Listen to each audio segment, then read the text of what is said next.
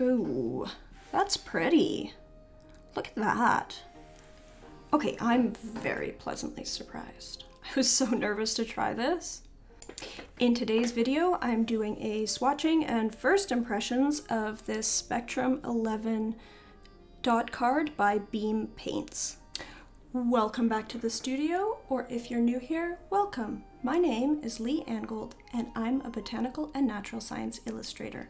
On this channel, I share watercolor techniques, tips, and some insights into my daily life as an illustrator. If this is content that you're interested in, don't forget to hit like and subscribe. Also, in the video description, I've got links to my Patreon and my Discord channel where you can get to know me a little bit better. I've had this dot card for quite a while, and I've been honestly procrastinating on reviewing it.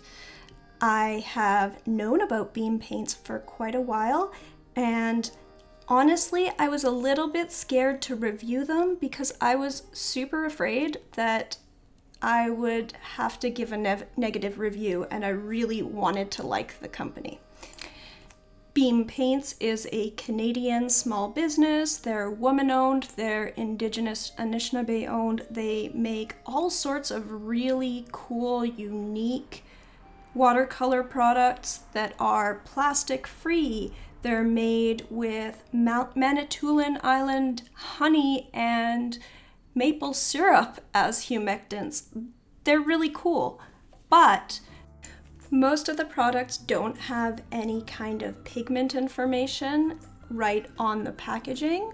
It is available on the website, and honestly, the first few times that I saw these paints, they looked kind of a little bit opaque and chalky. This isn't so much an issue with this dot card, but still I was concerned.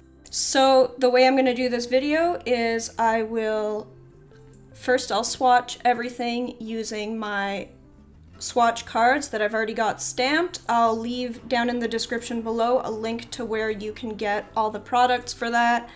And first I'm going to swatch all of the colors, then I'll come back and add the pigment information just before I do a lifting test, and then I'll tell you my overall impressions.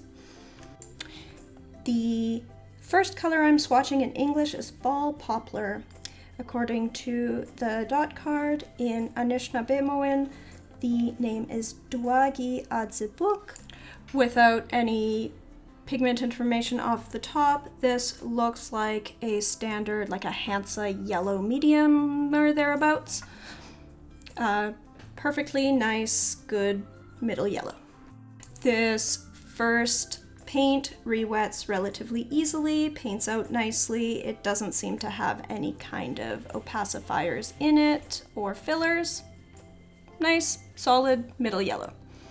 The second color I'm swatching is in English Morning Peach, and in Anishinaabemowin, oh my goodness, does somebody have a pronunciation guide for me, or someone speak the language who can give me some pointers? I think this is pronounced Kizeband. So that's Morning Peach. This is the sort of like Caucasian skin tone color that I never really use in my own work. I would imagine that it is a mixed convenient paint with some white. So not really my taste, but it seems fine. Next, ooh, this one's really pretty. I really like this. I like the separation with the yellow and the more reddish orange, how it separates and creates this sort of tonal shift. I really like that. This is Pumpkin or Cosman. Again, I imagine that this is a mix of pigments that's doing this, but it's really neat. Next, we have Summer Sun or Neben Gizizande. Sorry, again, Ande? I don't know. I really wish they did some teaching of Indigenous languages in Canadian schools, but not a thing that we get.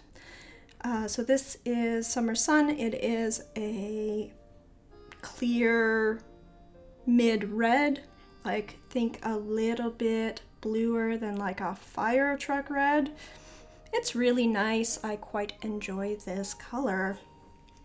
Next up, we have Cherry Magenta. I'm willing to bet that this is a PR 122 quinacridone magenta. We'll see when I check the pigments. That's one of my favorite pigments. It is very nice. Nice and clear. Again, all of these paints are re-wetting relatively easily.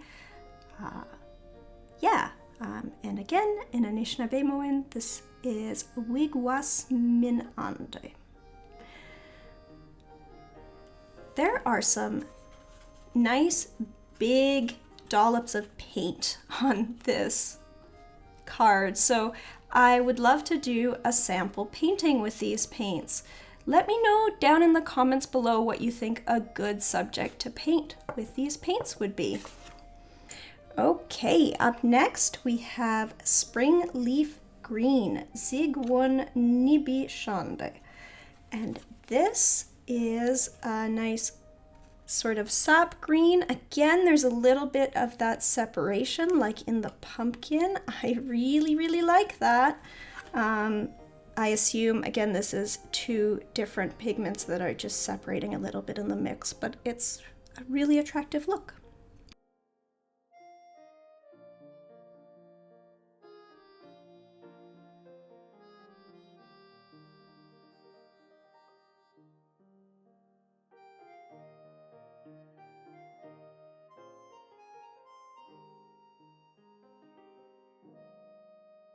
Next, we have Robin's Egg or Pichi Wanun. I don't really love this. So this is sort of in the same sort of place as you might find a cobalt teal, but it's very clearly not a cobalt teal. It's some kind of mid-blue that's mixed with a white.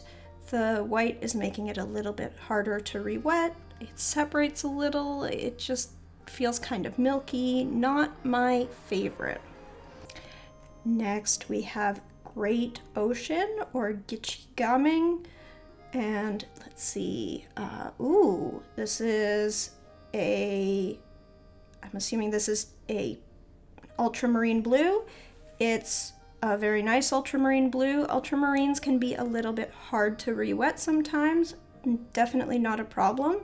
So my biggest fear about this company was that I would have some really hard to re-wet paints that are full of fillers or chalky, and that's absolutely not the case, so I am very pleasantly surprised. Next we have Almost Night or Geiga Nakshek, and this, again, I'm pretty sure is a phthalo blue, a very nice phthalo blue. Yeah, beautiful, very nice. Next we have Blueberry Mountain, Min Ajbekong, and this is a purple. I'm assuming a dioxazine, like a PV23.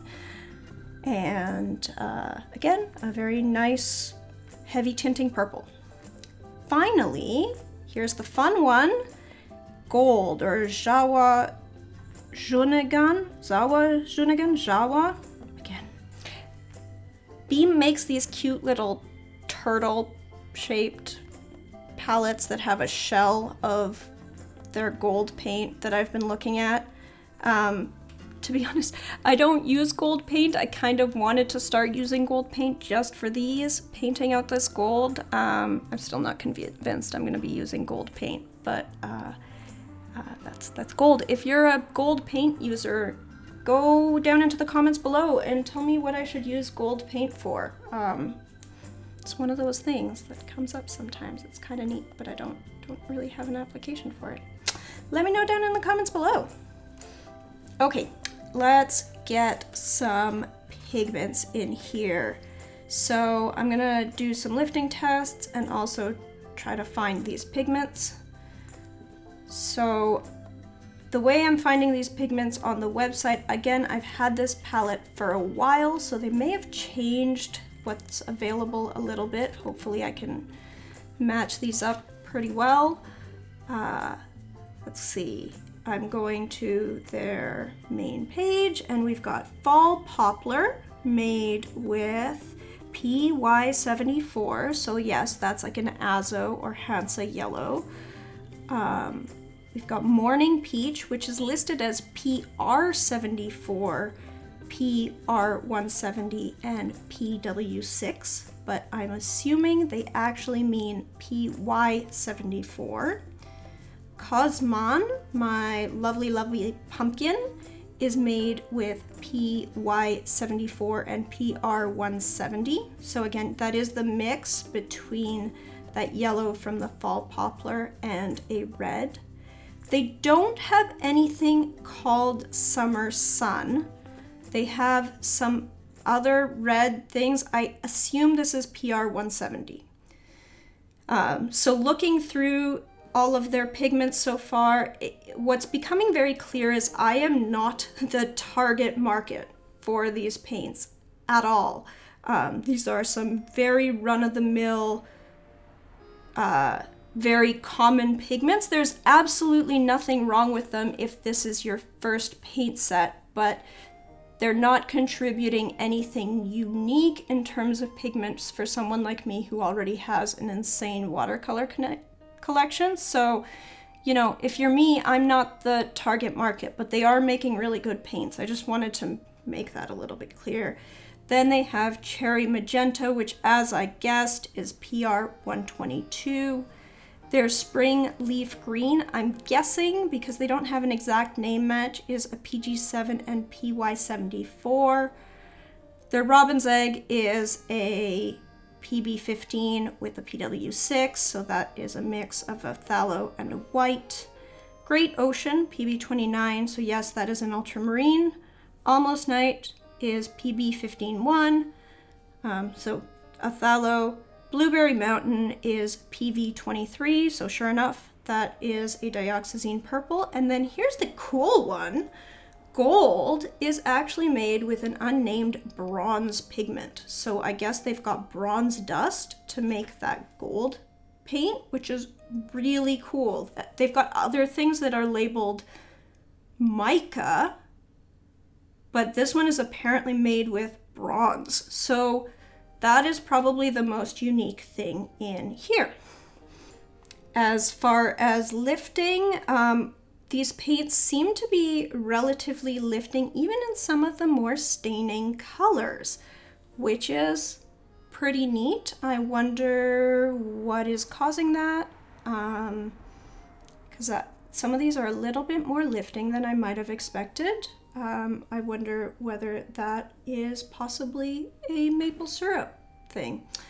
Yeah, so this is kind of cool. I am so glad that these paints exceeded my expectations. Again, I am not the target market for these paints, so I'm probably not going to rush out and get a set of these paints since I already have a lot of these pigments or similar pigments. This wouldn't be adding anything to my crazy collection, but I do have this nice dot card with some paints on it.